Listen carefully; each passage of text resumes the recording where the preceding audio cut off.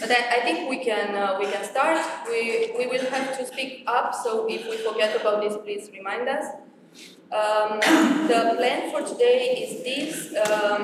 Ulf and I will try to wrap up a bit in a very personal manner, probably what happened in the last days, and to offer some suggestions for an open conversation today. And then we'll give the opportunity to the keynote and the discussants to position themselves to these thoughts and to the conference. And then we'll open the floor, and we hope that the main discussion will be with you, because we really don't imagine this as a high table, God forbid. So please do join us in the conversation.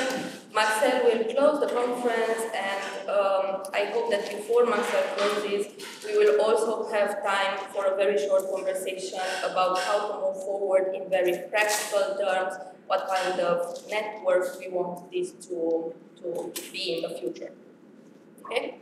So I'll try to be as concise and as short as possible, because we had constant problems with not having enough time for anything.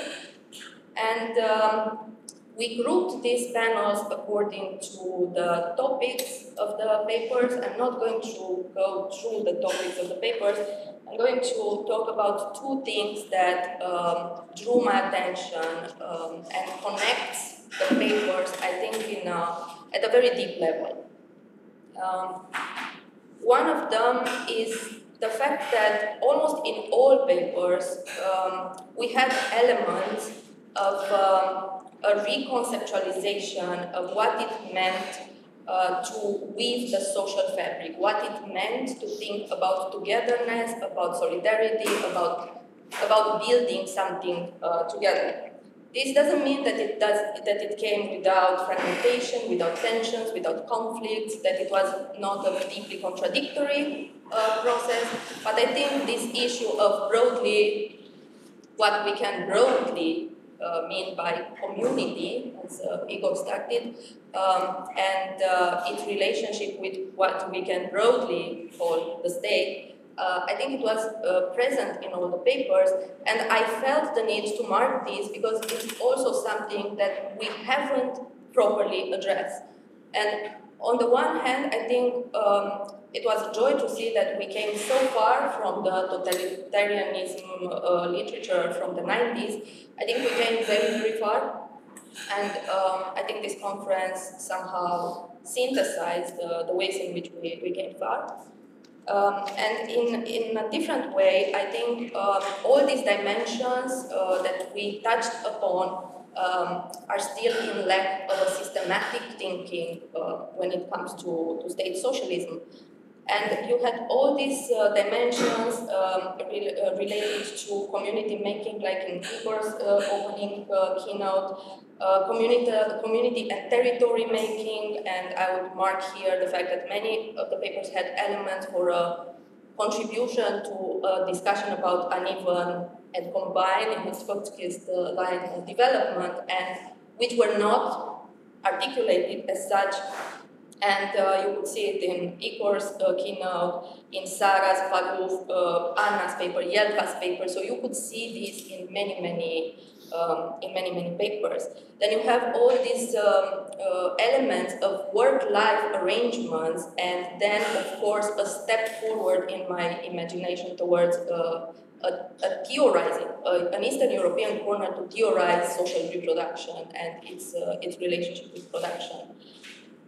And then again, what I found very interesting in this respect was the fact that all this weaving of the social fabric at some point seems to step in when the state seems to fail to do its job. Again, there is a lot of literature on how communities step in, and I don't think we thought enough about what it means in the state socialist context. So this is one line of thinking that I liked a lot, but I also feel that is in need of some kind of reframing. And the second one that we discussed somehow obsessively with Sasha last night in our room. With the cat? No, the cat was chasing somewhere else. So I think one of the things that again was present all the time in the papers was this idea and this explicitly term politicized or depoliticized. And I generally have difficulties to understand what we mean when we say this, when we use these terms, because we mean very different things. And I think from different strands of the left, we mean different things, and then when you think about the right, they mean a very different thing. But again, we don't know what this means in socialism, because if you look at the literature of the 90s and the 2000s, politicized was used to mark a certain complicity with the state, a certain complicity with the party. In our conference, it was used in many different ways, and I think this is a very, very good step forward.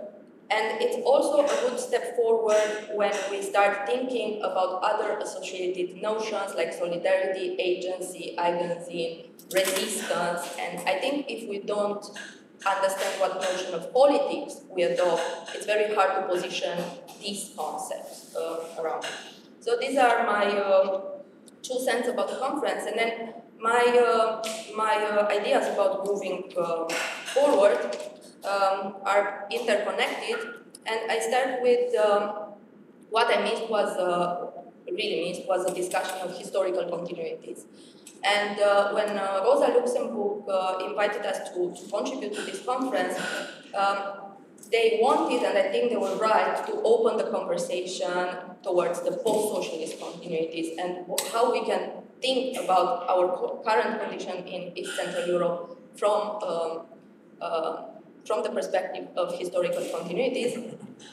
But then, when I had this revelation yesterday that Yugoslavian basketball didn't have an interwar history, it struck me because, first of all, it's factually interesting, but second, because being familiar with the literature on physical education and sport in the history of state formation in Central and Eastern Europe, I started to think, what does it mean not to have an interwar period history? What does it mean for certain processes to cross these different political configurations? This is one, and the other, of course, is the issue of global connections. There was a lot of promise in the papers for participating or intervening in the writing of global connections of, and I think Olha's paper was like this kind of, she could intervene in these debates that are globally important. Claudio's paper also like global cultural histories of music. But then, being one of the persons who struggles personally with articulating her research in global terms, the issue is always how and ultimately why. What do we gain? What global history gains? And how do we do it? I mean, what does it mean to intervene in global history from an Eastern European country? And this is a pretty complicated issue because the 2 vocabularies that are around, in my opinion, are either the emic vocabulary of the state socialist actors, which if you look a bit at it, it's very much the vocabulary of industrial modernization as a whole. And then the other critical vocabulary we have at our disposal is the vocabulary that has been articulated on the Global South literature. So we don't have at that point, or at least I'm not aware of, a proper vocabulary to talk from an Eastern European corner. And then I will just say that both issues require a serious thinking about sources, and I think we should think critically about our sources, but maybe not just from the desperate position of I can't find what I'm interested in, again, the trauma we discussed with Sasha last night, but also maybe we should mark the blessings of the socialist sources, which, at least in my research, are many, compared to what it means to research capitalist contexts. Now there's not so much that I can add after this excellent commentary by Alina, but I will try. I will try. First of all, kudos to the Rosa Luxemburg Foundation for organizing this, what was really very exciting conference. And I don't say that to please you, but it's really honestly meant. I can't remember for the last years having been on a more interesting conference with really great, fascinating papers. But in order to, and also managing to have such a high turnout on a Sunday morning panel when we all should be in church or on the beach. Anyway, in order not to become too self-congratulatory and for the sake of the argument, I want to put a little bit of salt in our wonderful cake, which we consumed over the last 2 days. First of all, Jörg, I think I have comments in two directions. One is a little bit like Alina trying to find the common denominator, of course, which is difficult because you presented such a diverse body of case studies, and the common denominator might be less common to some of your cases. So how can we conceptualize every day this really very, very interesting insights that you provided into the social fabric of state socialist societies? How can we theorize it? I tend to consider myself, at least when it comes to historical analysis, still a Marxist. So I do believe that at the end it comes down to economic relations if we want to understand the social fabric of society. And I can even quote, of course, Bill Clinton, who was also Marxist without knowing it's the economy. Stupid. So I think what actually many of your papers, or most of the papers, showed, not always making the argument explicit, that when we talk about state socialist societies, and not only the economy in the more narrow sense, we speak about the economies of shortage. And I think this is the most single important characteristic of state socialist societies, which shape a lot of other things. And we have heard that basically on the example of papers that really talked about economic practices, the berry pickers in Karelia, or these Kolkhoz members in Tajikistan. But we learned that even when it came to sex and contraception, the economy of shortage produced certain conditions which differentiated socialist experiences from Western experiences. Because I think, at least in two ways, the economy of shortage produced very consequential social and political results. From the point of view of everyday responses, adaptations, appropriations of this very peculiar economic system, we do see this wide range of informal proliferation. So informality being so important, and that has been shown by some of the papers, excellent thinking of again, Tajikistan, Karelia, but also illegal construction in Slovenia. On the other hand, from the point of view of government, it led to politics that you could describe as a dictatorship of needs. So states, basically governments, trying to dictate, or at least shape what socialist consumers would demand. So something that obviously is the business of the advertisement industry in the West. I think we can also speak of a rather clearly visible politics of shortage. But also becomes clear if we consider the importance of informality both by ordinary people but actually also by state actors.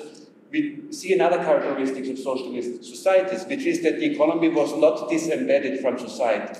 So in contrast to capitalist market societies where the economy becomes disembedded, disassociated from society, which Karl Polanyi, and of course many others building on him, have identified as one of the major problems or shortcomings of modern market societies. In socialist systems, the economy was embedded in society, and society also in the economy. There's a wonderful, although totally actually non-comprehensible, totally impossible to understand book by Alexander Kluge and Oskar Nägt about capitalism, 3 volumes, but a wonderful collection of observations. And at one point they write that socialism was about the production of social ties with the production of goods as a byproduct, as a corollary.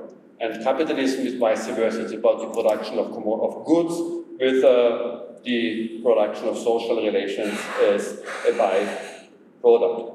And at the end, we actually found it very good that no one made a value judgment, but I think at the end, this arrangement was detrimental to both, to the economy and to society. When we think about these many informal solutions, they obviously corrupted the state, but in a way they also corrupted society in terms of producing a lot of mistrust.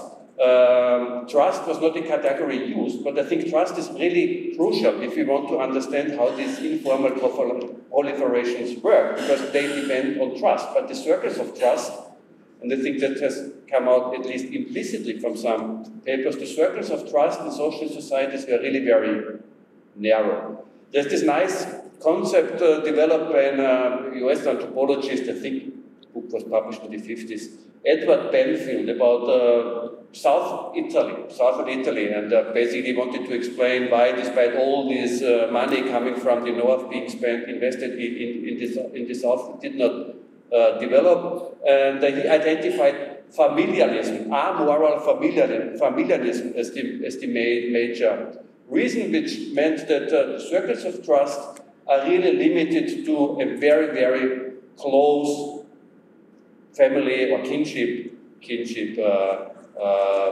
network. And I think the second reason why informality became actually an erosive factor, it was, to a degree, it helped to still stabilize socialist economies, which is also why governments tended to accept them, to tolerate them, sometimes even to nourish them. In my own research, for example, on Bulgaria, found nice evidence that on the collective farms, you take a CC, as they called it in Bulgaria, we found very similar practices we had from Farouk. Obviously, they were illicit or illegal appropriation of property of the collective farm for personal purposes, for personal production. The authorities were perfectly aware of that, but whenever a very overzealous collective farm director wanted to intervene, the government said, no, we need to accept this because these private plots have become so crucial for providing our population with food. So I think one other consequence which had eroding effects was inequality, which we saw in some papers. Inequality in socialist society is not so much being defined by income, although we should not really forget that also income levels were different, especially in terms of access to hard currency. So income, wealth measured in terms of income was also a factor of inequality, but I think more important was actually knowing certain things and knowing someone. And obviously not all people knew all things and all someones to the same degree, which undermined any claim to be a political regime that would foster equality. So at the end, I think informality really undermined all this everyday also social ingenuity which we saw did undermine the legitimacy of communist regimes. And that, I think, could be one of the avenues to go forward, also when thinking about how does everyday life correlate to political change. Communist regimes were built on what you could call a goal-oriented pattern of legitimation. So they really promised something. And if you read the very long, that's really a tough read, the long speeches that party general secretaries gave on the party congresses, I mean, okay, it was really very, very difficult for party members, I emphasize with them to not fall asleep, but you find a long list of very, very concrete promises, what will be achieved after, at the end of the next 5 years, plan in terms of how many television sets people will be able to buy, and so on, and so forth. And we also know that obviously communist economies never managed to produce enough consumer goods. Liberal democracy is based, of course, this is very schematic and these are idle types, but liberal democracy is based on, its legitimation is based on the promise that the state is there to safeguard certain rules in which actors can more or less autonomously follow their interest. It is not linked to a claim to an equality of outcomes, but it's linked to a claim that everyone has an equal chance or equal access to the regulatory bodies that the state provides. So now comes the big caveat. None of these ideas is mine. If they were, I would be super rich and world famous. These are ideas that have been around, so economy of shortage, politics of needs, questions of the embedment or disembedment of society for half a century or so. So that's people like János Kornai, who was mentioned only in a very, very bypassing way by Gordon, Ferenc Fairherd and Agnes Heller, Karl Polanyi, Seleny, Konrad. So a lot of, I think, the ways how we try to make sense of state socialist societies and the particularities of the social fabric comes from critical, usually left-wing or unorthodox Marxist thinkers from the region itself. And incidentally, but not coincidentally, most of them from Hungary. Not only because they enjoyed sort of more liberty to think about these things, but you had a more deeply entrenched Marxist tradition there. So I think one thing that we really have to be self-critical is, despite the fact that, of course, we know much more in terms of detail, but do we really know much more about how these societies work than contemporaneous social critics of state socialism in the state socialist countries also already knew? Questions of inequality. I mean, you have a broad literature here, especially in Yugoslavia, and sometimes it's really enough to reread it, and you do understand what we are talking about. So I think we should really pay more attention to this literature, which, to my knowledge, there has not been any really systematic attempt to bring this contemporaneous social critique together. Okay, last point. Drawing on what Alina already said. So how shall we go forward? How to make sense of those many disparate but in themselves all excellent examples? So I think it's a question of the where and when. So what is the geographic, what is the spatial, and what is the temporal framework of our story? Alina already spoke about the question of continuities over 89. I think that's really very, very important, but we should also, of course, pose the question about continuities to the time before. Most of the papers, or basically all of them, I think, without actually stating, focused on what usually is called the post-Stalinist period. And I think for very good reasons, because of our default assumption is that under Stalinism, the state intervened so much in everyday life with the also strategies of mass mobilization and really intervening into the bedroom of people, that it would set apart the sort of more settled time of what they used to call the fully developed socialism, when the state increasingly focused on the micromanagement of social relations and of not so much anymore sort of using this, what we heard yesterday, this administrative kind of government mentality. I think it's a bit of a problematic, actually, proposition that there's such a clear cut between Stalinist and post-Stalinist period. First of all, we do see, but we tend to conceptualize them rather as exceptions. We do see regimes. Think of Ceausescu's Romania, where the state made a very direct claim on the bedroom. We tend to forget that there are countries like Albania, which never actually arrived in post-Stalinism. And also Stalinism was in many ways much more nuanced than it's often perceived. Of course, also because communist thinkers, as far as they were critical of Stalinism, also tried to set themselves apart. So it's also sort of also a question of what language we find in the sources.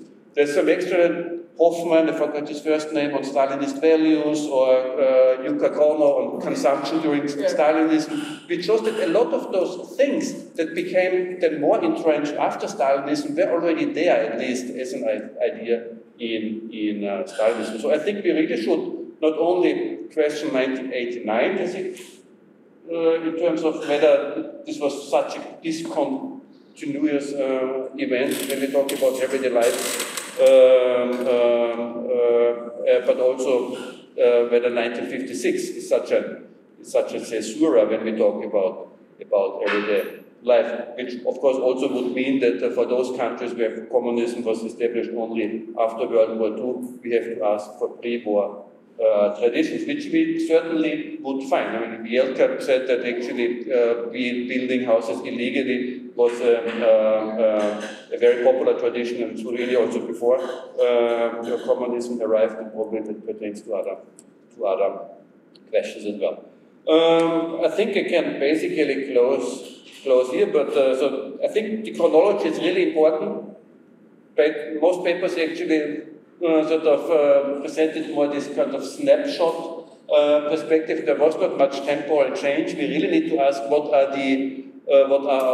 also the signposts, the guardrails in terms of the temporality of our study. What, for example, did the consequences of the oil price shock, the reconfiguration of economic relations in the 1970s mean for everyday life, or this long process of erosion of the system in the 1980s. And I would just totally second what was already said, that I think we should also think about the geography of our story. Many of the things we can observe are really part of industrial modernity. When I look at work shop floor practices in these flagship socialist industrial enterprises like Kia Uljanik in Bulo, I did research also in a steel plant in Albania and in Bulgaria.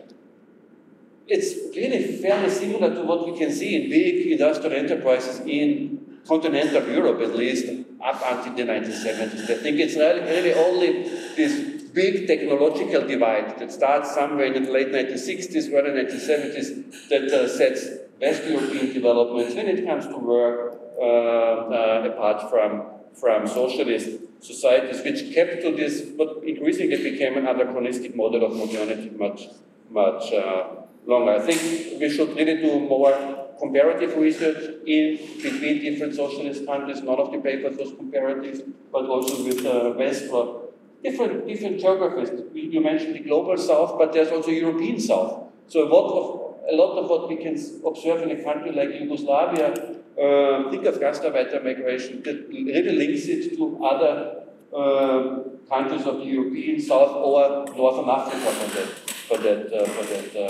purpose. And obviously, we also need to think more about the transnational linkages when it comes to everyday life. Also because people traveled. I mean, these were not isolated societies anymore, with the notable exception of of Albania, the only country that remained faithful to the true belief.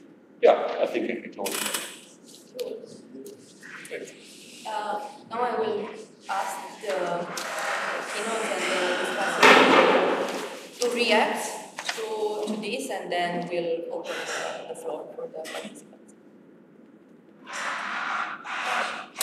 I'll just start since so much has been said. First of all, again, I'd like to thank the organizers. And second, I'd like to say that it was very interesting to have a conference in which Soviet papers were interspersed with other papers. I think that coming out of a place where Sovietization is beaten over the head, and the big brother, and it's Stalinism, but it's also this way in which lots of theorists reframe, or I would say restate, their thesis about Sovietization and how that takes place. So what is the Soviet part of this story? It's Stalinism, but it's also more than that. And I think that's a really important point. When I hope too that we find Lenin on the bicycle. I think it's very important. A second point that I would make that comes out of things that I end up worrying about is that nobody mentioned China, but there are lots of ways in which 1949 is a very important moment, because there was seemingly a success of communism as a philosophy, as a mode of operation, and the success of the Chinese transformation from, say, 45 to certainly 49, but onward, is something that, okay, since we're in Albania, of course, Albania and the Maoists were all very interesting. But I think that the fact that you have this other giant country that's communist and that provided some other notions of communism is something useful to think about.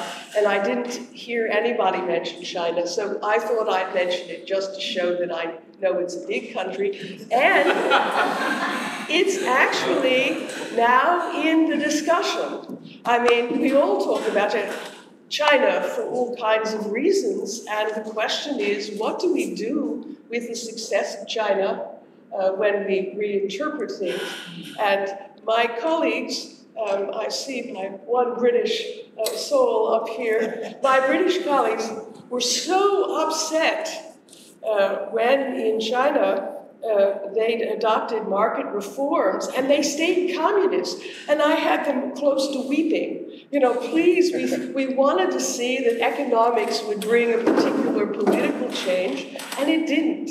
So I use this example of China to ask some questions as we try to interpret the geography and the types, what we mean by socialism politically, and when in fact, and then I don't want to dominate or even take a lot of time, but the last thing I would say is we've all learned to say state socialism. I have to say, I'm pretty good at saying it.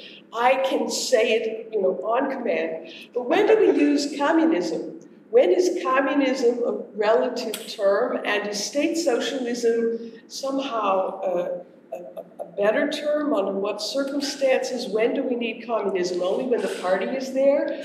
A lot of parties made a great effort not to call themselves communist parties.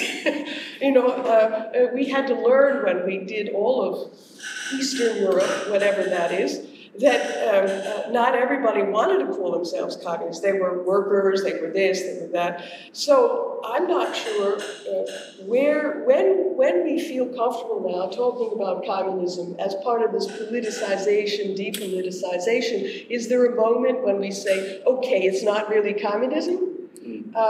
So these terms, I think, are important when we try to write for other contexts. And my last point, which I also made in my roaming around up here a couple of days ago, was that we want to talk to other people outside of those of us who find value in studying these societies.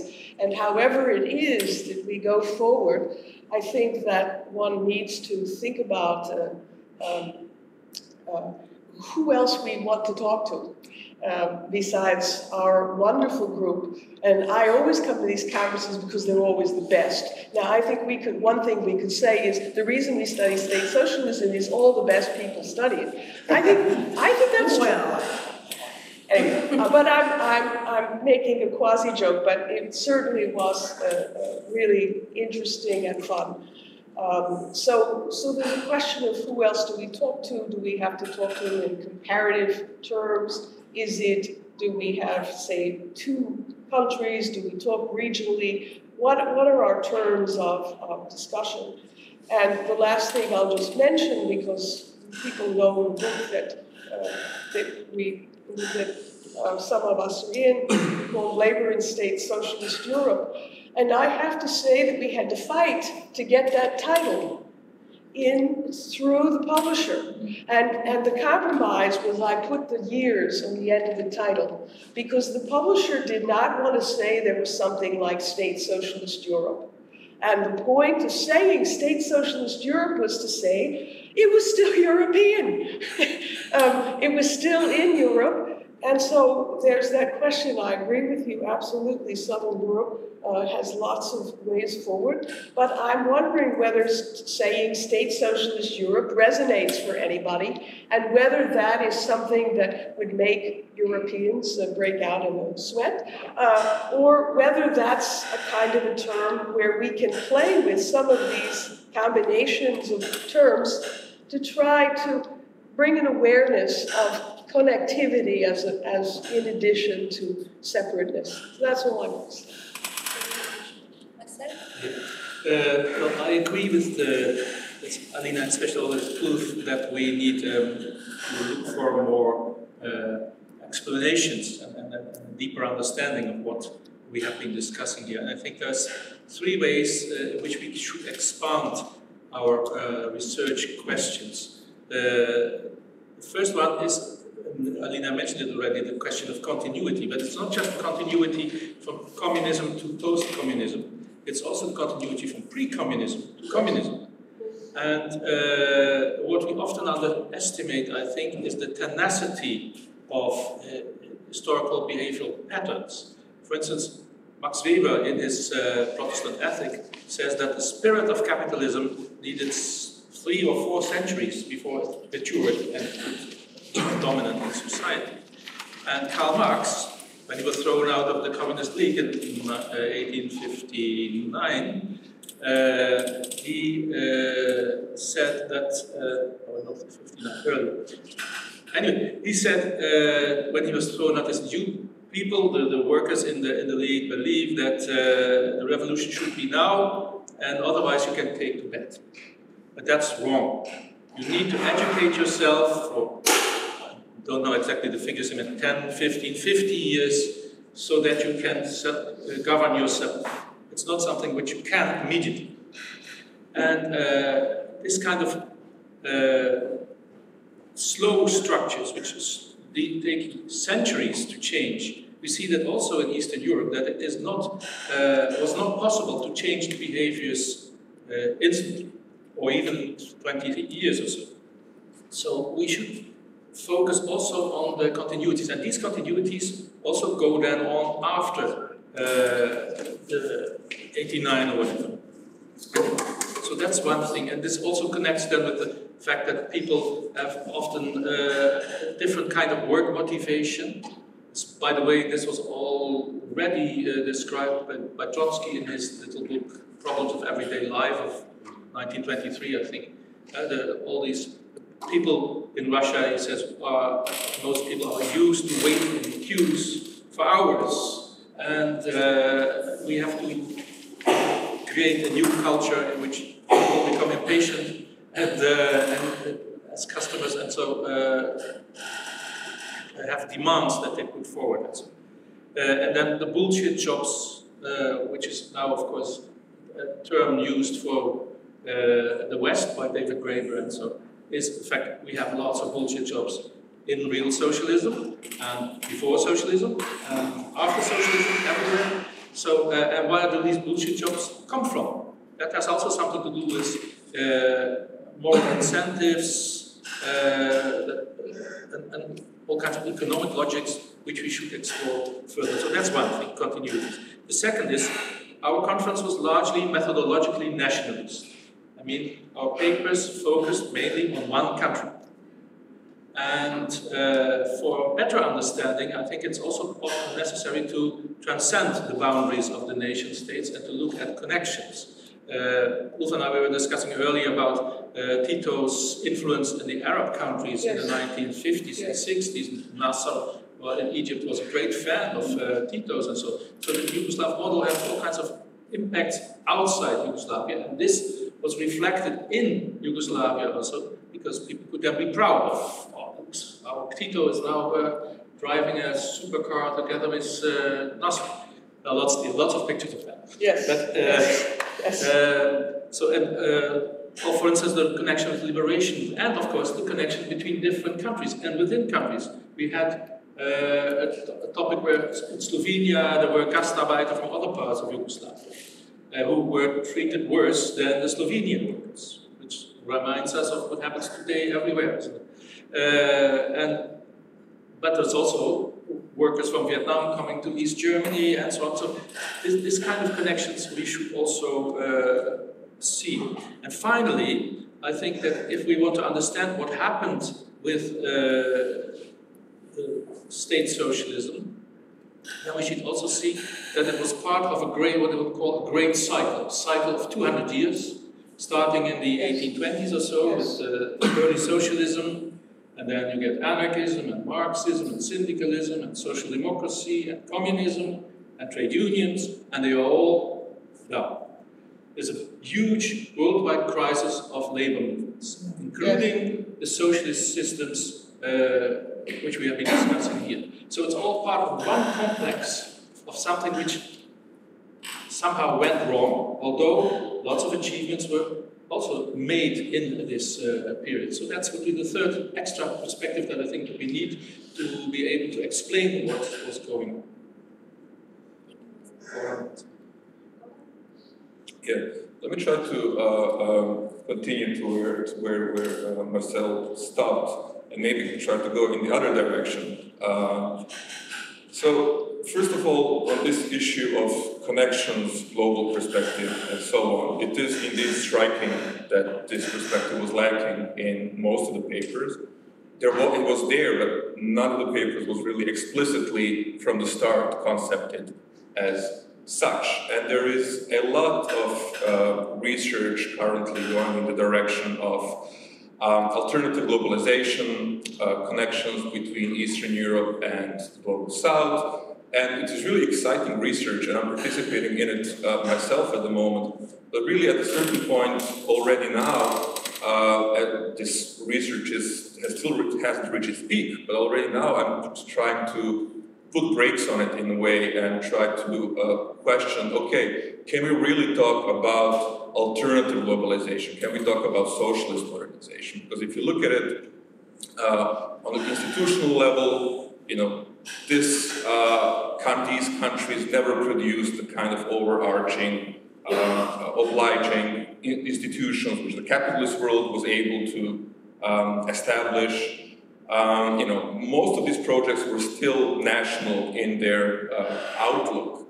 And the question is how to theorize this. And we talked about this over dinner. I think this idea of socialism as not being a finished social formation really helps us, right? So unlike capitalism, socialism was not really a kind of a over-binding, closed, finished system globally, but not even within these nation states, not even within these societies. And this is exactly the way we should approach these questions of uneven and combined development, formal, informal, and also this constant attempts of the party state to create some kind of common ground, some kind of unity in direct, indirect way, over politicization, and so on, right? So I think this is a kind of potentially fruitful way to look into it.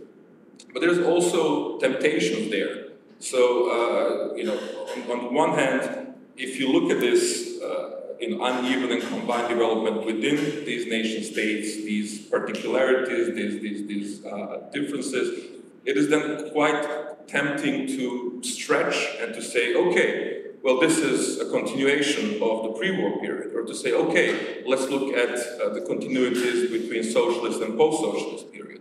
There is also a temptation to look at things, at these contacts, global contacts, transfers, as simply westernization, as I think Igor mentioned when we talked about Yugoslav basketball. And all of these things are very potentially fruitful and worthwhile exploring, but they could lead us to forget that there was an attempt to create something unique, that there was a pole, of energies, efforts to create something new, something unique, a new mode of production, new culture, new social relations.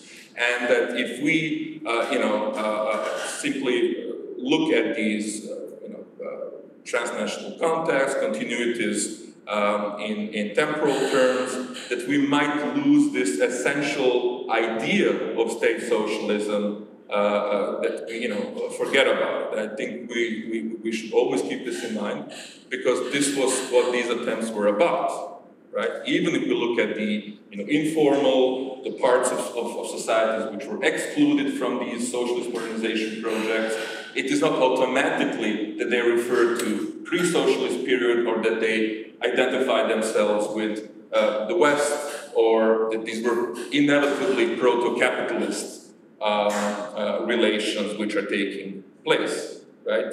Many of them still, until the very last years of crisis, were attempting to orient themselves and be included into the mainstream socialist modernity of these societies. So this is just one caveat that I would like to introduce. I will raise my hand. I just want to quickly react to what Goran and Marcel said.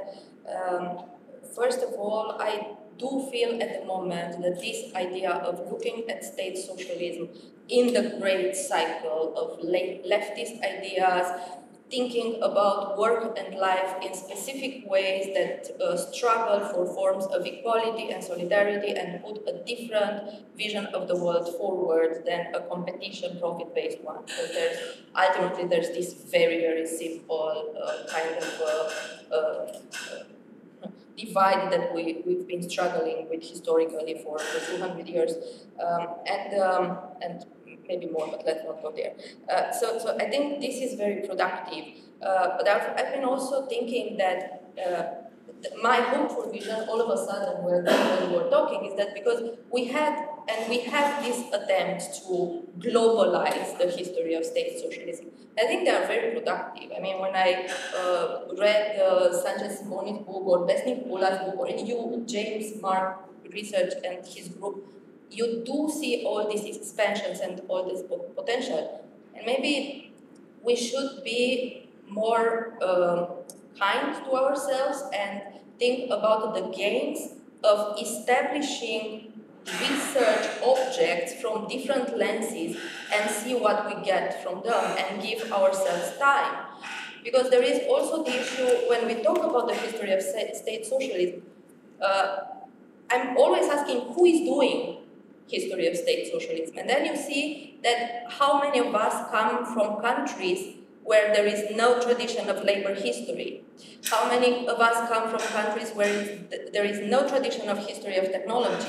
I mean, I think there will be many raised hands in the room. So there is this institutional lack of establishing traditions of that we are still struggling. I mean, Adrian Gamas and my book were the first labor history books, sorry for the self-promotion.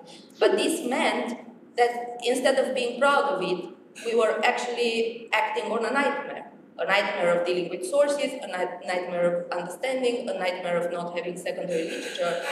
So this is always an effort of getting as much as we can in the moment, and I think we shouldn't forget this part. And the last question, and maybe this is a provocation, and I would like to really open this question for everyone, is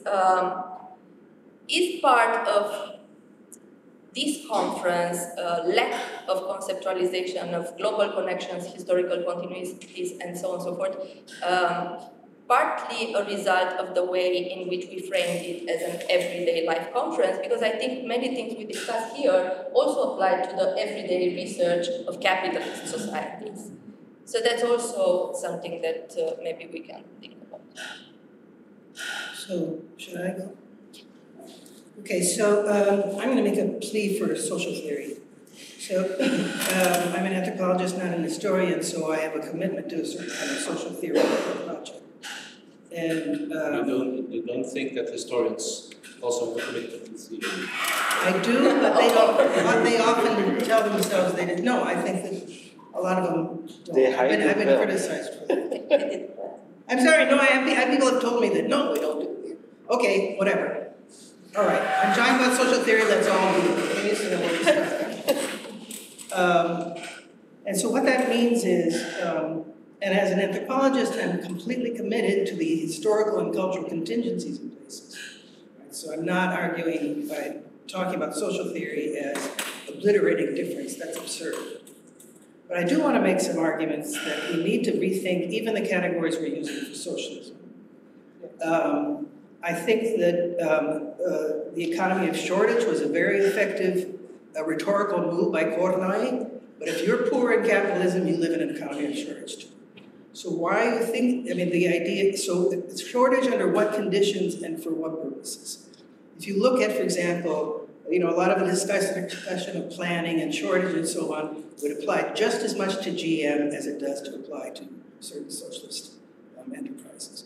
So there's a question of under what conditions, who, for example, you could say, Kornai was saying that the shortage was necessitated by the control of the Communist Party, so then you see that. But there are ways in which these things have a lot of similarities that we're not looking at. I wrote a chapter in my first book about what happens when a state represents itself as a science to talk about the absurdities of planning. But then, several years later, I heard the exact same arguments being made in a University of California administrative discussion. So I wrote a paper about false numbers and how people use false numbers as a way of formalizing and organizing society. So there are lots of things I think we need to think about across, which doesn't mean we're not illuminating the specificities of the socialist context. It means what we're doing is understanding to what degree these are forms of character of exploitation that we don't necessarily have to name as socialist or capitalist. What's the character of inequality? How is it produced? I'm very, Polanyi is a great guy. Most interpretations of his work I don't agree with. All society, all economies are embedded. They're just embedded differently. So if you have an embedded economy that is much more familiar, for example, in the village, but you have embedded economies, a market economy is amazingly embedded. I mean, I just wrote a whole book about you have to build an entire infrastructure over 15 years to actually make a labor market possible. Right? That was more recent, right? It's embedded in all kinds of, kind of state institutions in all kinds of ways. It's just that the ways in which people interact with one another. If you're interacting with a stranger, that's a social relationship. That's not a non-social relationship. So what we need to do is understand what is the nature of embeddedness, under what kinds of conditions. And also, I guess another thing I would like to emphasize is the way in which we understand historical change. I actually have written a book which is about the continuity between war periods, 1920 to 1956, right? 56, I use change because I do think the character of the state and other things change after that period in memory, right? But you have these categories like path dependency, which is one of my, I just get so angry about it, because it's this very simplistic way of saying there's a straight line that people follow, but that's not historical. There are dynamics in the process of historical change. right, that need to be. So what you need to do is specify empirically what are the conditions of those dynamics and how they're manifested in different kind of contexts. So I guess what I want to say is I do believe that there are very specific characteristics in socialist societies. The dictatorship of needs, for example, and so on. But I think we have to subject our categories of understanding socialism to a broader comparative framework to understand what are we defining as socialist and what are we defining as forms of certain kinds of inequality, for example, or poverty, right? And what we'll do by that is to actually start to understand socialism better. It's an argument for understanding the specificities of socialism, and in fact, in my mind, also the periodization of socialism. The Stalinist period that I actually wrote about, Stalinism is a great time. Centralized states are excellent sources of archives. Right? So you can have very explicit kinds of materials available, right? The dynamic, the character of that state changes over time. So if we understand these things, I think, in my mind, in a more theoretical vein, we are actually able much more effectively to capture the specificities, the historical specificities, the social contingencies of these conditions, and that will do a much better job, in my opinion, of explaining what happened at certain places for what reasons.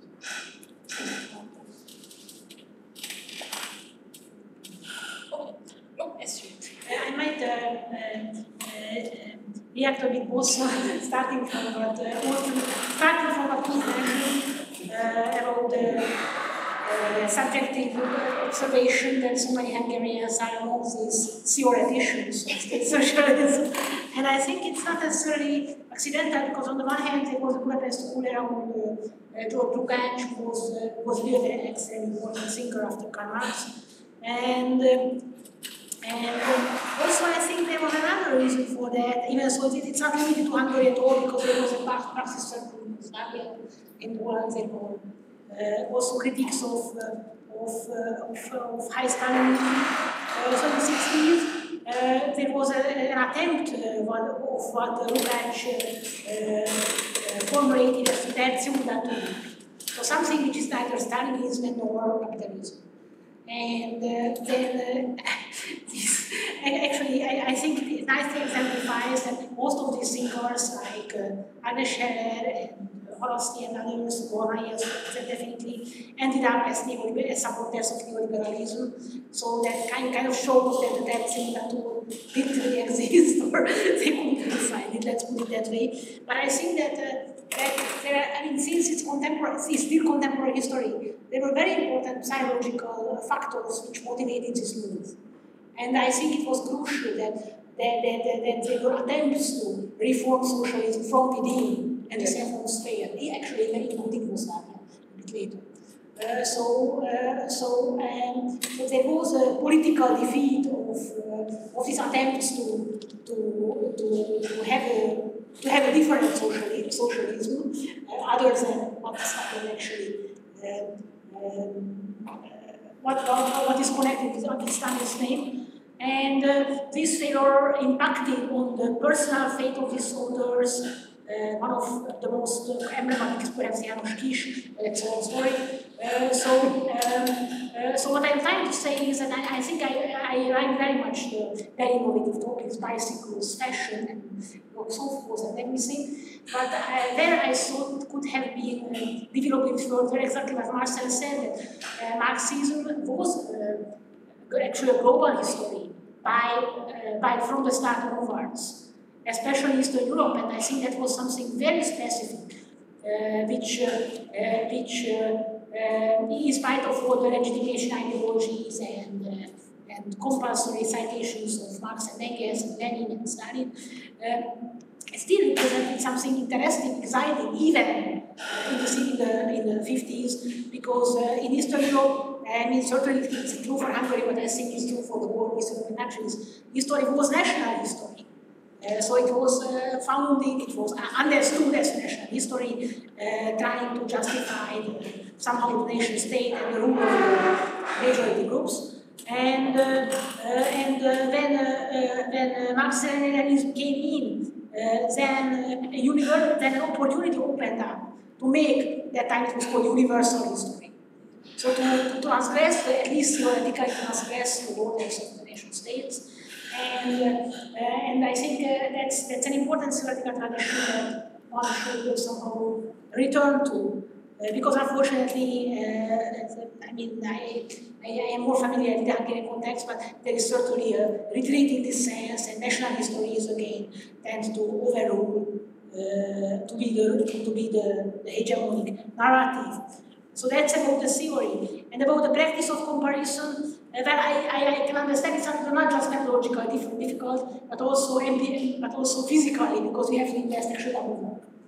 For instance, the so-called was a wonderful figure, but a friend of mine just finished the book on the Hungarian cooperatives, and there are many similarities, and of course, if you ever have a chance to study Hungarian cooperatives, that can be an interesting cross-national comparison. And the last comment on the continuities. I think we are even in this conference, people didn't really touch the issue of party members, of the party itself. So party is still seen as something which is the state, the power, the totalitarianism, or actually even worse, the terror. And I think it's possible to revisit totalitarian terror. For instance, there are names like Getty or Witherspoon in the American case, or Wendy Goldman, who I think wrote a wonderful study of actually, and I think it's very useful to know how actually what we can call the Great Fear, the 37, 38, the peak of the Great Terror, how it was preceded by actually a wide scale of working class democratization, and workers were encouraged to denounce their leaders and so on and so on. So how actually a wide range of populism preceded the Great Terror. And I think it's something which can be interesting even today. So even with Stalinism,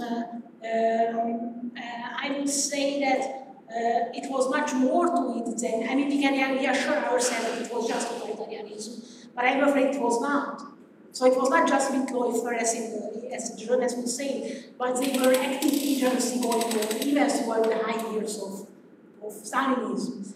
And I would actually recommend to open up a bit also the party documents, because of course we can argue that all party documents were falsified, but then we cannot study the Nazi era because everything was falsified or whatever. So I mean, there is such thing as critic of sources, so we have to study the party documents.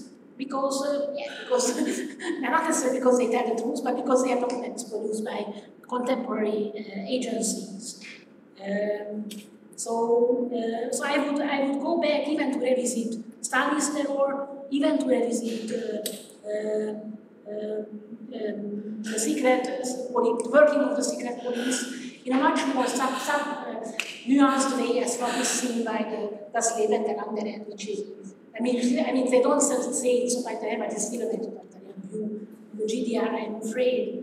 And also the party elite. So we've mentioned the problem of inequalities. But I think actually it's a very interesting case in the GDR that to the best of my knowledge, there was no such thing as auspicious consumption.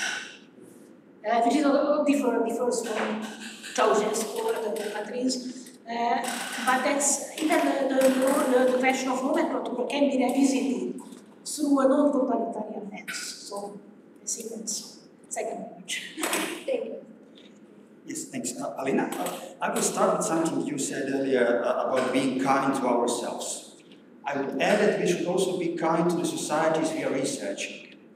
I mean, we should think about what was happening during the war in the 40s, yes. About traumas brought by the war, about traumas which were already there because of poverty and what was going on in the 20s and the 30s, about the shape of the societies in the late 40s when the party was taking over, apart from Soviet Union, about the level of education of those societies, level of literacy, health conditions, housing conditions, and all that. So I think if we have in mind that sort of starting position, Due to previous development, due to the war, it brings an important perspective, and we should never forget that perspective, and researching what was going on later on in the 50s, 60s, 70s, and so on. And what was the horizon of expectations? What were they hoping to get in the early 50s?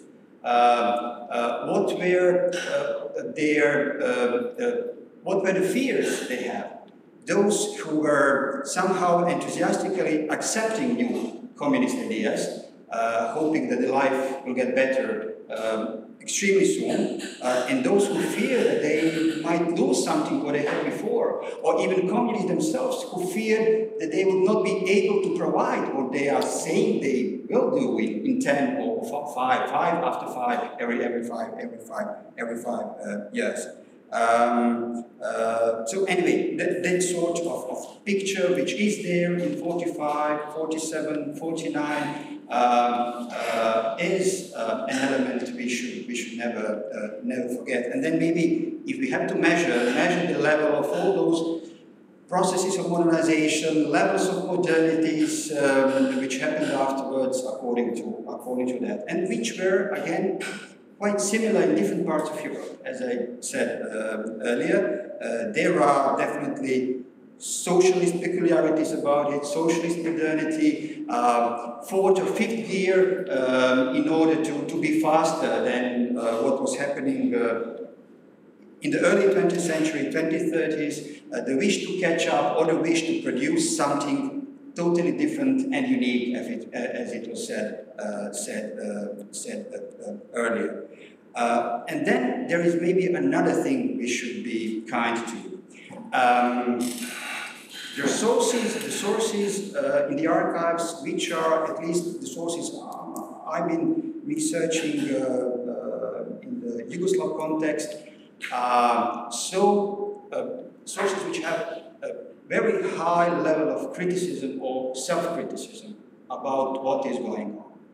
So it feels like they are totally aware all the time what was promised, what is the utopia which is awaiting somewhere there, and what is actually going on the ground. Sometimes I feel like they are totally self-exposed, unprotected in a way. Sometimes, maybe it's not something I should admit, but you almost feel sorry because they are not capable to do,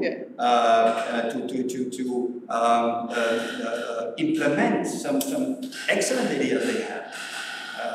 You somehow hope to find a new document, a new report, which is going to say, yes, we succeeded, we did it, and it's functioning.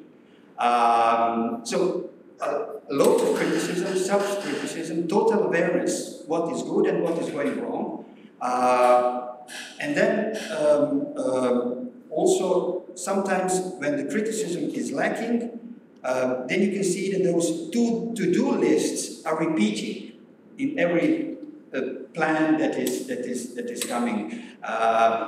So even if they are not critical to themselves, yes, if they repeat, we have to build this and that, or provide this and that, it means it was not done in the previous period. So anyway, a dose of kindness to all what we are doing. Apart from that, I totally agree that we should establish the links among different geographies, east-east, west-east, north-south, south-south. I mean, there were poor and abandoned villages in the 50s in southern Italy, as well as in Yugoslavia and many other places. So the processes which were going on were definitely very similar, although the mechanisms in which they were happening were different, or the logic was sometimes different. So I totally agree with that. I agree with the idea of continuities, the pre-war continuities, the post-war continuities, socialist continuities, post-socialist continuities. But then again, not every researcher, I believe, not every research has to be a comparative one. And we also need micro-studies. We also need researchers based on a certain region, a certain country, within a certain nation. So not every researcher has the desire or the ability to synthesize, to compare. Some will do it, some will not. I mean, that's not something we should write as a sort of recipe and then expect everybody to follow. Thank you. So I will open the floor to all of you, and I will try to synthesize everything people said here by remarking that I think we are witnessing a conversation about how the tension between looking at state socialism as a research object and transforming state socialism into a research lens. And I think here somewhere it's a tension that you have when you study basically almost everything. Like when you study infrastructure, what Magda was saying is a core tension in anthropology today. What do you do when a research object becomes the lenses through which you look at the world? So please, we want to hear from you. Okay, Clemens. Thank you so much for this inspiring comments in the roundtable. I just want to say that, in my opinion, there is no conflict between micro and macro levels. And Fabu said in this paper, and I would firmly believe this, that even if you do a micro study of the village, you will find the world in every life. And it's our task to look for that and name it. We don't want to do comparison necessarily. And this maybe ties into what Ulf said.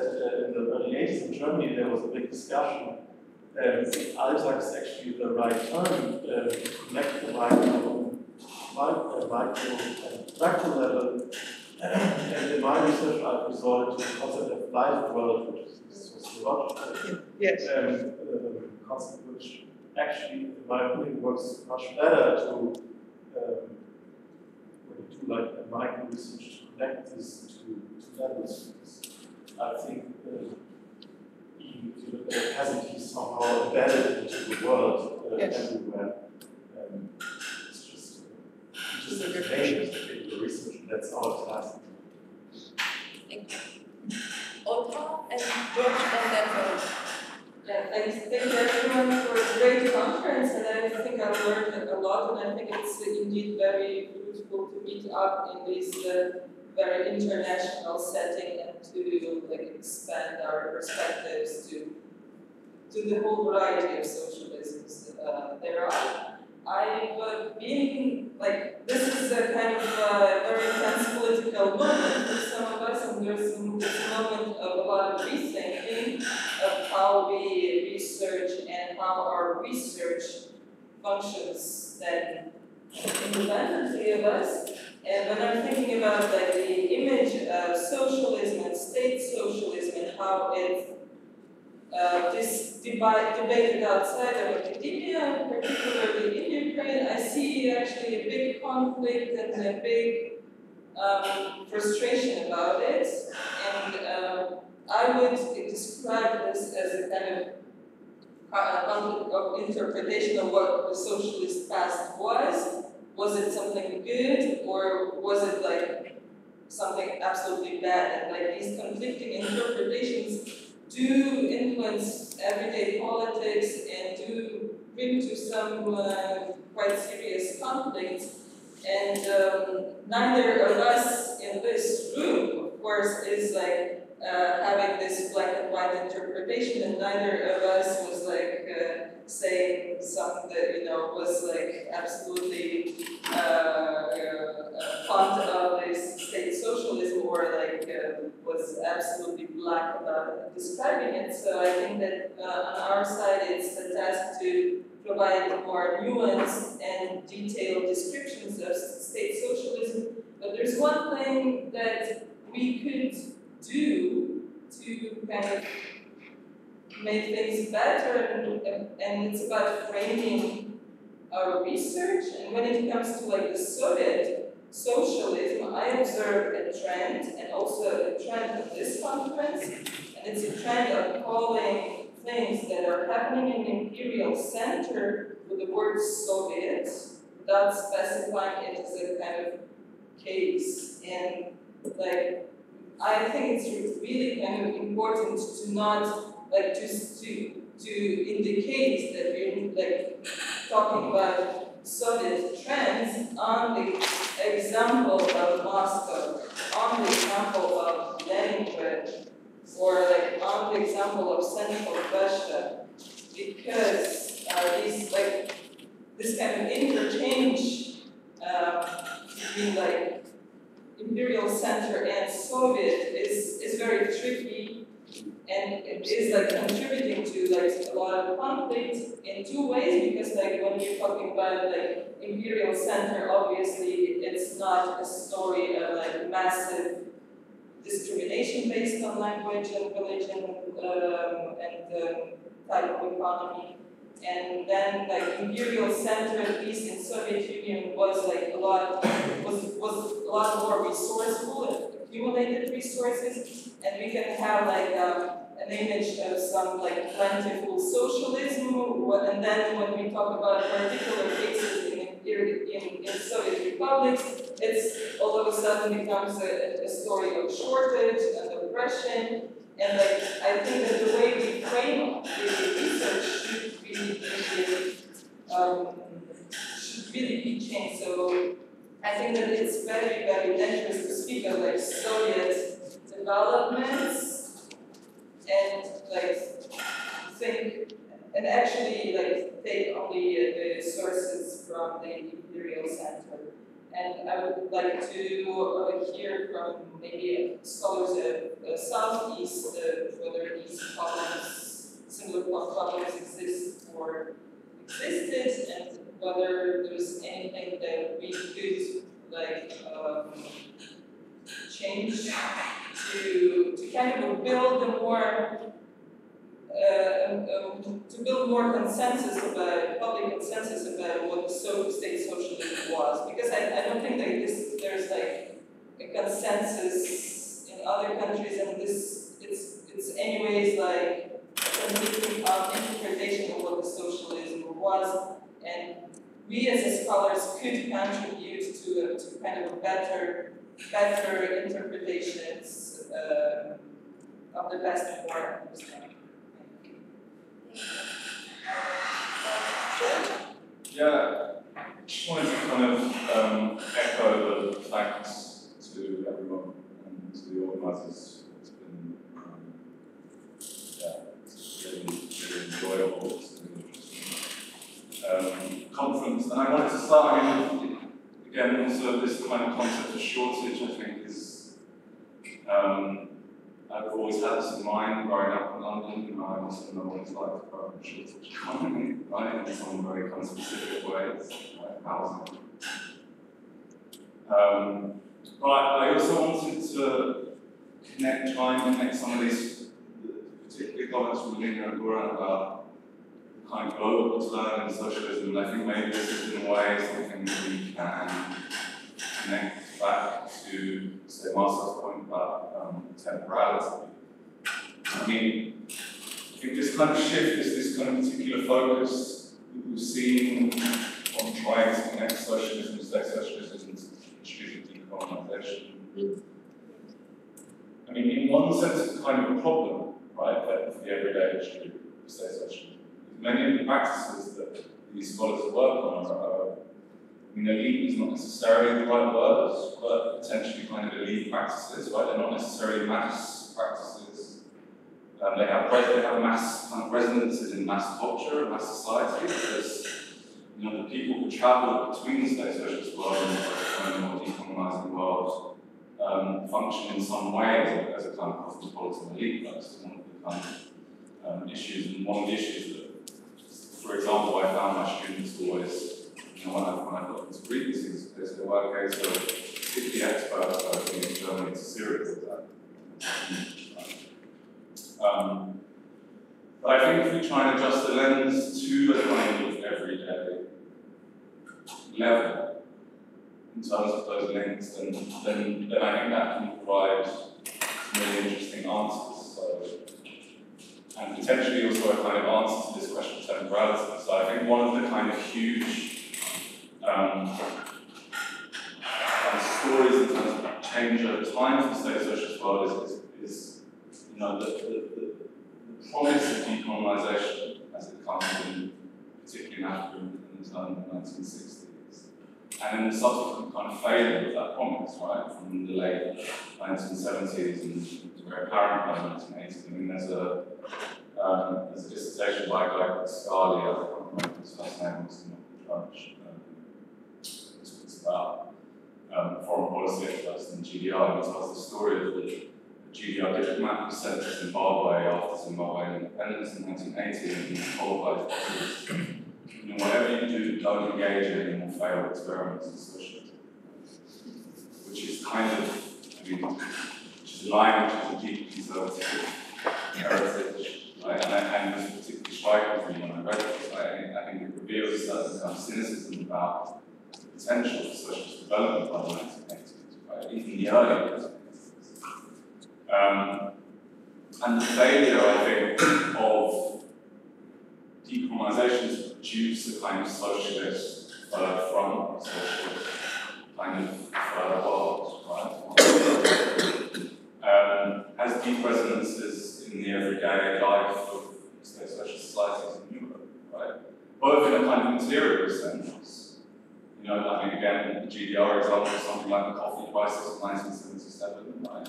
Where you literally, you know, for a certain period of time, you're buying all your coffee. Ethiopia is sort of selling its coffee to the GDR because they need hard currency, which is a kind of long-term impact of the oil crisis. Right? So these very real kind of material effects which you know, contribute to the shortage economy in the 1980s. But also in a kind of spiritual way, right? Or for want of a better word. You know, like how is it kind of possible to believe in the kind of transformational potential of state socialism if it's kind of failed to produce any productive or functional socialist states outside of this. So potentially I think that kind of global element of socialism and links between state socialism and the global world can help us in a way to think about this temporality. I mean, and one final thing about that as well is the need comparative papers and comparative work on the socialist world was mentioned by a couple of you. And again, you know, these histories also show, I think, a failure of the state socialist world to act in concordance, right, with one another. So the failure of common, for example, is typically dysfunctional organisation, and that becomes particularly apparent when you study the links between Hong Kong and the rest of the world. And just and then I just want to have a very short comment to what you said. You are right, but we are running again into a very practical issue here. So all research on entangled history, relational histories, or comparative histories, you do actually need to produce the kind of micro-studies to have the kind of bricks to build upon. And I was asking a friend of mine who works on Tanzania 2 weeks ago, is there any good synthesis on African socialism? And she said no. Okay, so if I want to look for a comparison, and because I don't work on African countries and I don't have the time to actually do research on that, I don't have a direct source that can help me put things in perspective from this point of view. So that's why I said that being kind to ourselves and acknowledging the fact that we are still in the adding, and then probably there will be, you know, the qualitative leap. Yes, Farooq and you. I could. One last anecdote, but this time it's real life. And it's about shortage. As you know, in the Soviet Union, you had to pay extra money for the same goods. In a way, 100 rubles can buy you different amounts of goods. And the woman talking to me about that said, like, oh, there's this Vazgen in Zalma, Georgia, in the United of course, claiming all these bribes. I was saying, yeah, what a jerk. She says, yes, he's a jerk, but he's our jerk. Yeah. I guarantee this woman never heard a single American president. But she cited Richard Nixon in her own way, in a different place for a different reason. So this idea of convergence and entanglement does make sense. You just need to see it. It has to be estranged, get a new access, I guess, which is a privilege sometimes. But about the continuities, which is important. I lived in San Francisco, and it's the biggest homeless population in the US, if not the world. One thing an American would never notice, and you need a touch to notice this, is that all of these homeless are American. They are American-born, American-raised, American citizens, people who have a right to live and work in the US. You would never see a homeless Mexican, a homeless Indian, a homeless Hungarian, or a homeless Romanian. I have not seen a single homeless Tajik in the US. If you see one, please, I'll buy you beer. All of these people coming from poor socialist countries, selling their entire property for nothing, then reinventing themselves, becoming very materialist and very successful. I don't think they are all rich. Some of them are very rich, but none of them are homeless. So in the sense, you have a situation in which, you have very capitalist people coming from socialist countries at the end of the day, and that might be a continuity that we are talking about. Igor brought up this idea of extended family and kind of left it behind, which I think is not a good idea. Because in my so-called you can have 2,000 people with 2 last names, meaning that this family is extended.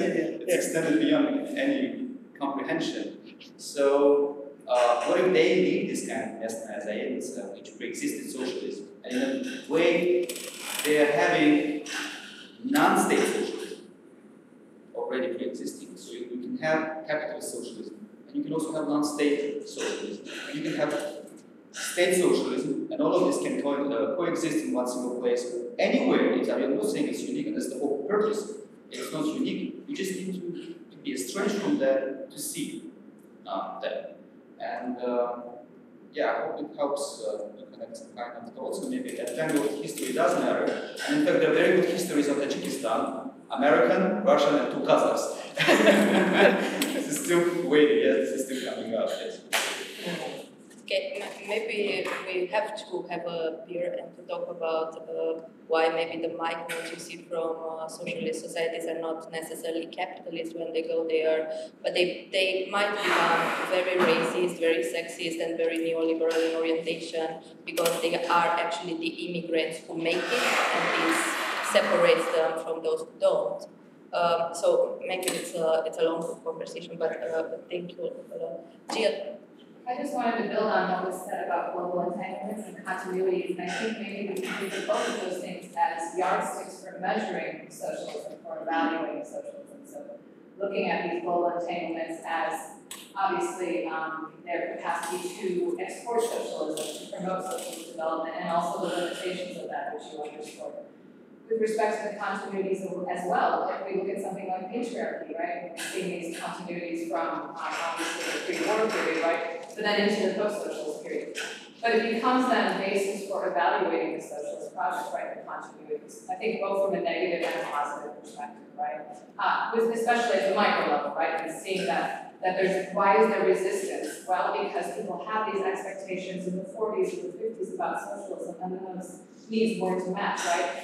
Because they had this way of living that wasn't necessarily capitalist per se, but it was a normal way of living, right, where they could meet their needs in a way that they were no longer able to meet, let's say, in the 80s, in particular places like Romania. Right? So I don't necessarily think the continuities detract or prevent us from. I mean, maybe I didn't fully understand what you were trying to say about that, but I think the continuities, I think they're essential for kind of framing this, right? And then so maybe thinking of these as yardsticks, like analytical frames. If that makes any sense, I don't know. Yeah. It's just something I've thought of. No, absolutely. I was not talking against, reflecting on continuities, transfers. I was just trying to insert a kind of a caution not to let this relativize, what socialism was trying to become. So recognize some kind of internal striving for its own logic right? That was my so kind of focus on ruptures as well as continuities, I would like to say, right? That was my intention, yeah.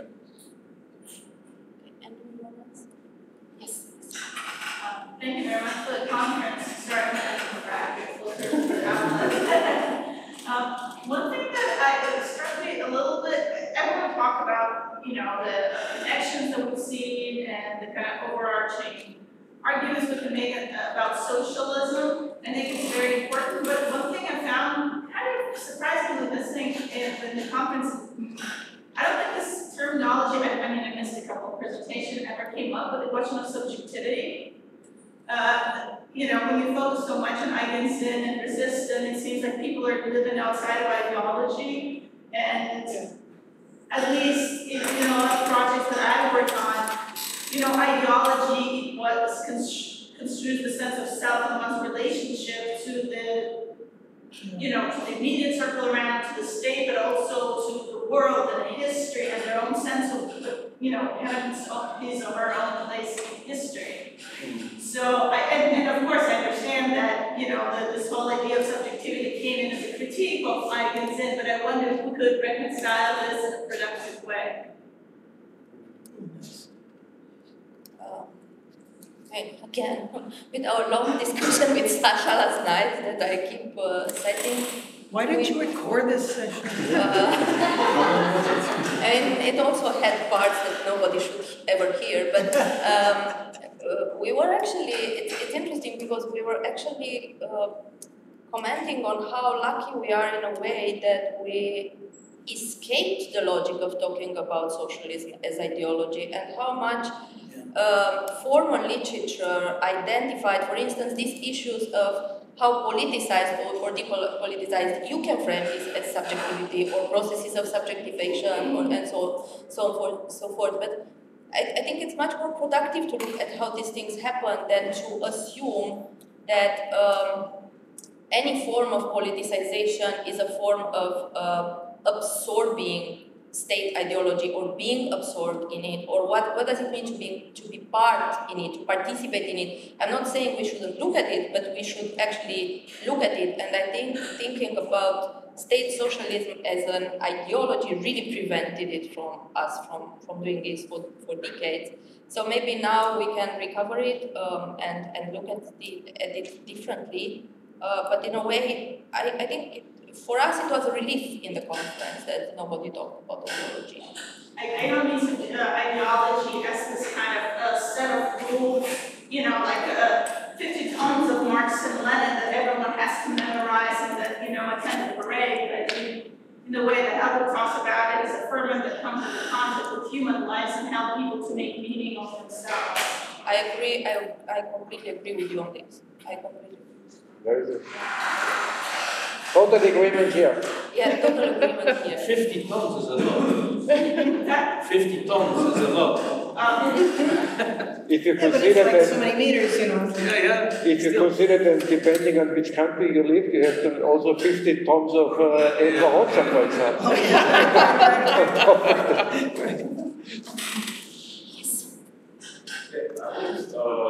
Thanks for the comments and thoughts. I would like to go with my comment in the same direction as I think Olga started. So it was a surprise for me that we didn't talk much about the current situation in the region, political situation in the region, because it was present but not in an explicit way. Because I would say that currently, for example, in Slovenia, this cultural war or debate regarding socialism, the state social legacy of today became very acute. And for example, the right wing, they said simply that look what Russia is doing today, that is the consequence of totalitarian regimes in the past and so on.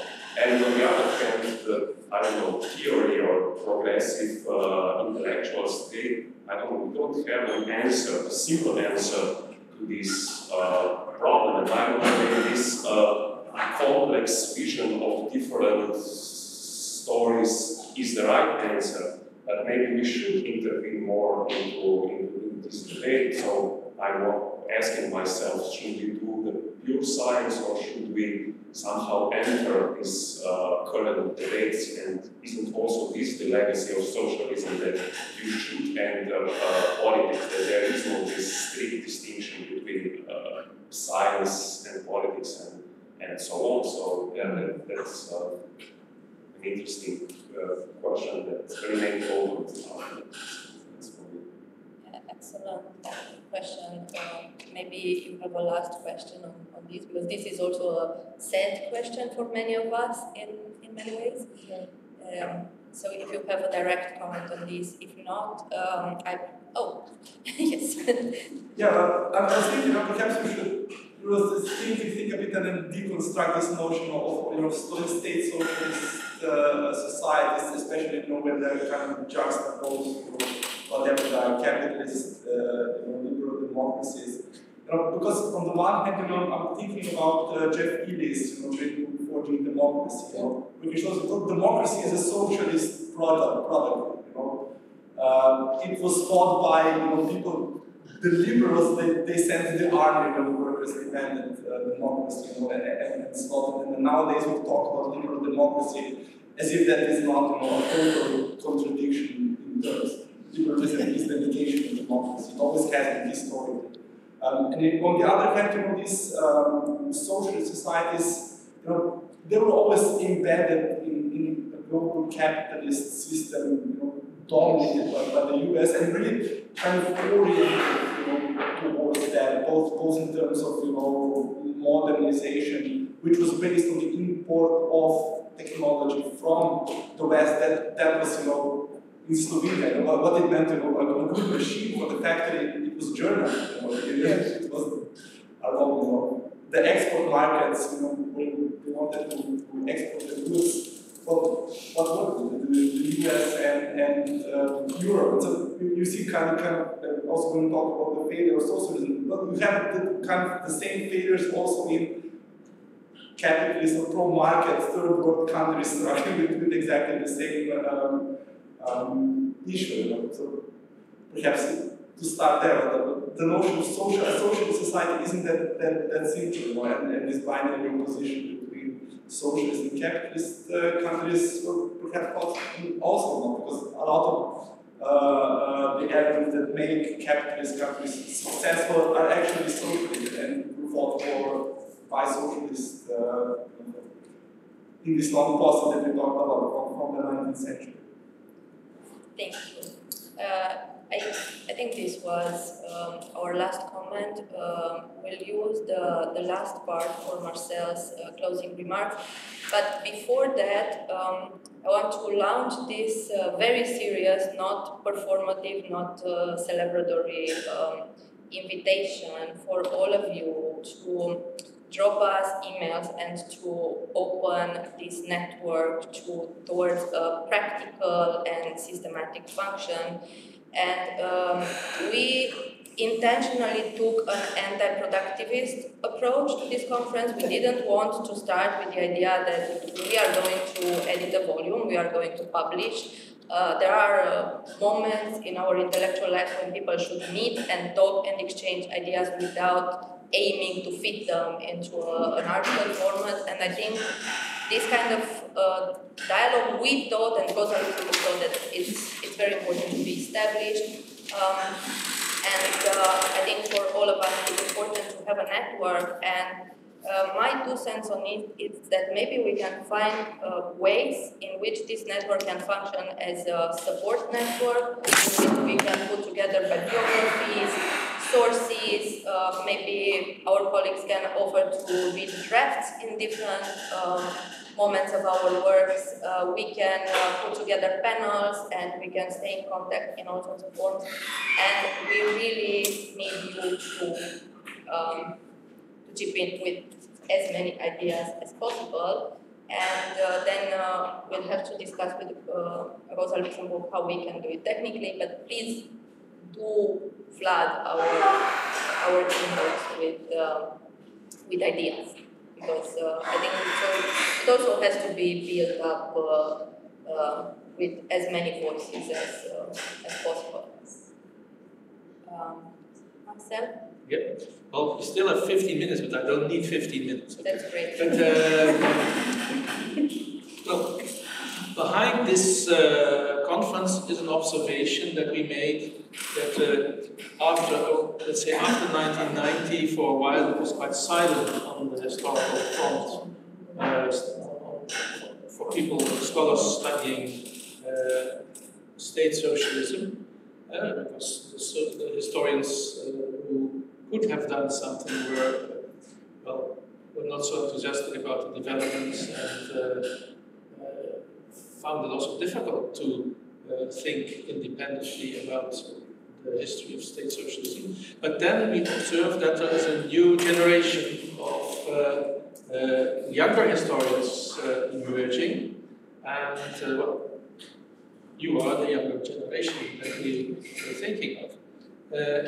And we thought that would be good to bring people from this generation into touch with each other. So the conference had two purposes. One was to see how far we already got with studying history and the society of state socialism, and the second was to connect historians across borders. We had the impression that there were not so many cross-border connections when we started the idea of this conference. So then we wrote a call for papers, and we got an amazing number of reactions, I would say roughly 80. And from these 80, we accepted 1/4, not because the others were not good, but we had not much more space here. So you are the lucky 25% of the selection procedure. Now, and I think that if we look at what happened in the last days, it was a success. It was a success. Of course, there were weak spots. Maybe we also had not enough time for discussion. Many people took more time to speak than they actually had assigned to. But we have had a great discussion on a large variety of topics. And of course, we had no synthesis. As Ulf also and Alina remarked, but it would be, again, a bit too early to have a synthesis. I was reminded, thinking of Arthur Schopenhauer, who once wrote that the poet does not also write a theory of poetry before he writes a poem. So it's first you have to have some poems, and then you can write your theory of the poetry. And so I hope that in the coming years we will be able to do something like that. So as Alina said, we want to continue, but there's a slight hiccup here. In the Rosa Luxemburg Foundation, important shifts taking place in personnel. So for instance, Bruno, he will move to Berlin, and he will have a very important position there, but there will be a new Bruno, and we have to see how all this works. So the coming months, we hope that it will be possible to prepare this network that Alina was mentioning. Maybe we shall also make a newsletter if there are people who are interested in doing that. That would be a great idea. And then we should certainly also consider possibilities. For instance, that was also an idea which we had originally already, to stimulate cooperation in the form of grant applications. Maybe if you have discovered in this conference or amongst other people later in the network, you discover people who are interested in the same things as you, but of course a bit from a different perspective, then you can also develop grant proposals, and people who have already done grant proposals in the past, will, like myself also, we will certainly be willing to advise and assist you in this. So, I think this is all. we hope that this will continue, that you are not saying, oh, this was a horrible conference, and now I will never have to do anything again with the Rosa Luxemburg Foundation. But to the contrary, that you will continue to work. Thank you.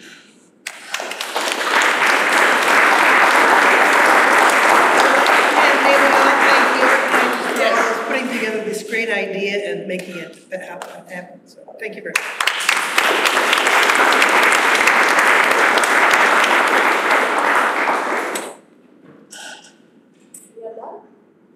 We are done, or you want to say something? Maybe just a few last words, technical words, maybe.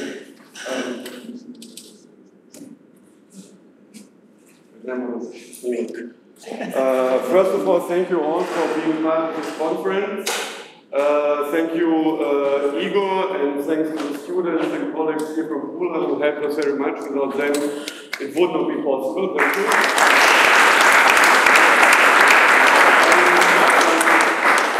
Regarding your departure, I sent you yesterday an email. Generally, it should be now fixed. I hope it